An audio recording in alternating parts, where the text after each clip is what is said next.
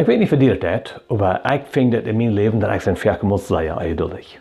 Ik wil nog dit beleven, ik wil nog dat beleven, ik wil nog zoveel dingen vertalen, ik wil nog zoveel dingen zijn en zoveel wil ik nog rekenen im leven. En dat schijnt zich zo, ik heb niet tijd voor het alle.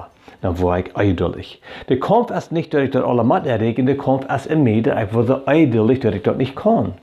En ik wonder is het probleem niet vielleicht in was het is dat ik ben wat ik erregen doe, wat ik beleven doe met mijn weertuppen. Und er wird gesagt, wat ik mitteilen doe is wat ik weet zijn.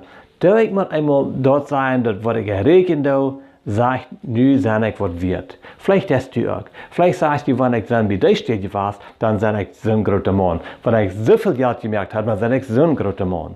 So du bringst die vielleicht auf, was du erregen hast, met wat du wird bist, dat du tupping ist. Und das ist nicht, was wir sollen tun. Einmal dann schaffen wir so sehr, dass wir unseren Namen abbauen können und dass wir verjäten von Gott, wir verjäten von den Menschen. Aber hör ich mal, was Gott sagt im Psalm 46, Vers 11. Er sagt, seht still und seid ern, dass ich Gott sehe. Ich will, man gefällt ja je vor. So was Gott sagen, dass hier einfach ist, vielleicht so wie man ein bisschen bricken. Bloß mal still sein.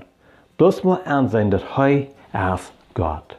Dat handelt zich niet om mij, dat handelt zich niet om die. Dat handelt zich om God. Zeg wel die moet merken. Met al die dingen wat je nog beleven wilt, met al die dingen wat je nog herrekenen wilt.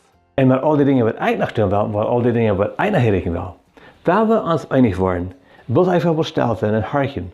En zijn wat wil God te ons reden, dat hij is God.